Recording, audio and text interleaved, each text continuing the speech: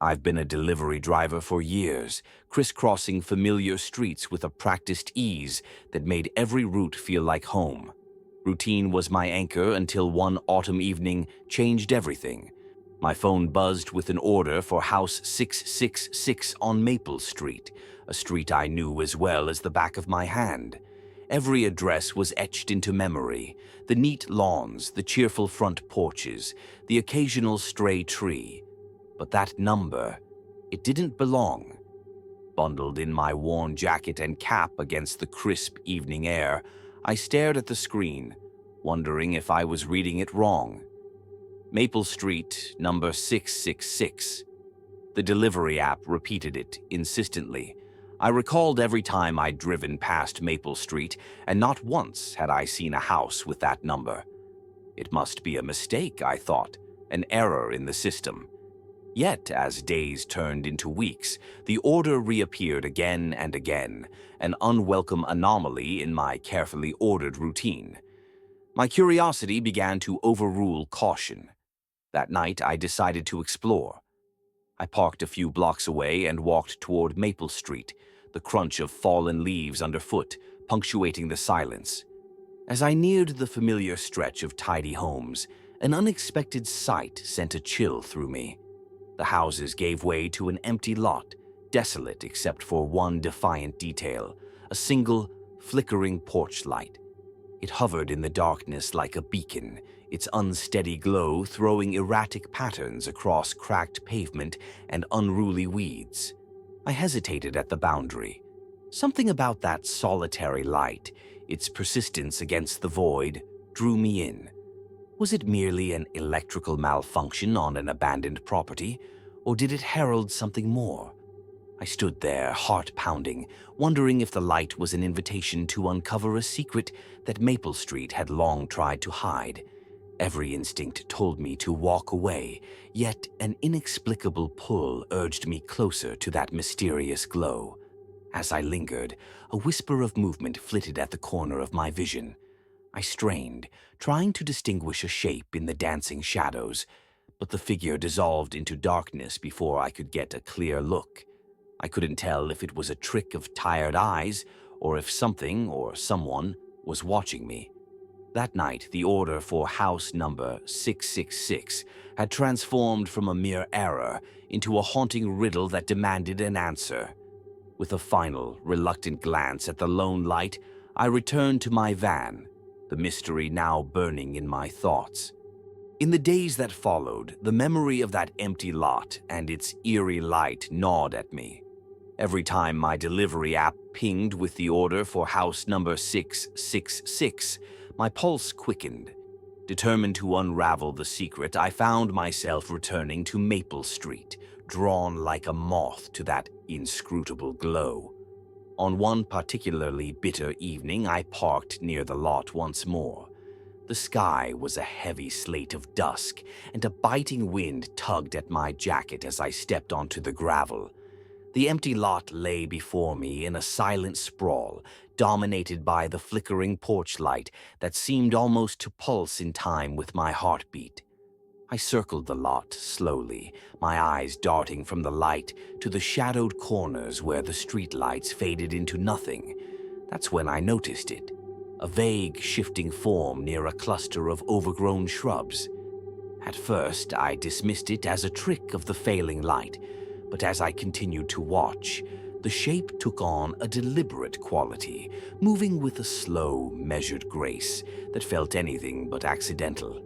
I paused, gripping the cool metal of my notebook as I tried to commit every detail to memory. The figure wasn't fully there, only half-glimpsed. A vague outline, a dark shape that merged seamlessly with the surrounding shadows. I remembered that I rarely see myself clearly. Mirrors in my van are few, and shop windows offer only fragmented reflections. Yet, that night, every sense was heightened. The sound of my own breathing, the rustle of wind through dead leaves, even the soft hum of the distant city, all became part of a surreal symphony that underscored the mysterious presence before me. Unable to shake the feeling that I was being drawn into a story far larger than a misprinted address, I retreated reluctantly that night. The figure had vanished as soon as I focused on it, leaving behind only the echo of its presence and a stubborn question. Who or what was watching from the darkened fringes of that lot? I made my way back to the van with a heavy mind and a notebook filled with hurried scribbles, determined that tomorrow I would seek out any clue that could explain this unsettling phenomenon. The next day, driven by a mix of apprehension and resolve, I decided to seek answers from those who knew Maple Street best.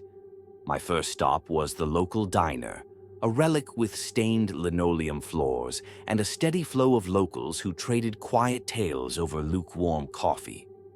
There I met Mr. Dempsey, a man whose weathered face and lined eyes told stories of long, hard years. Over a cup of coffee, he leaned in and murmured, "I've seen lights where there shouldn't be any." Sometimes the past lingers like a stubborn shadow. His words carried the weight of experience and hinted at secrets better left undisturbed. I pressed him for details, but he only shook his head, his gaze drifting to the window as if haunted by distant memories. In that moment, I remembered another conversation with Mrs. Moore, a gentle neighbor who had once confided, "Some things on this street are best forgotten. They don't want to be disturbed."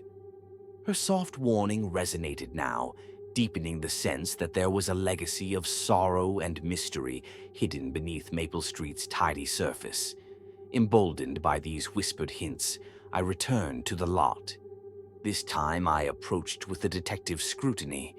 In the weak glow of the porch light, I noticed faded markings on the crumbling boundary wall, graffiti interwoven with the number 666 and symbols I couldn't decipher. They looked deliberate, almost as if someone had tried to leave behind a cryptic warning. Each scratch and smudged letter seemed a silent testament to secrets buried in the past. That night, back in the quiet of my van, I poured my thoughts into my battered notebook.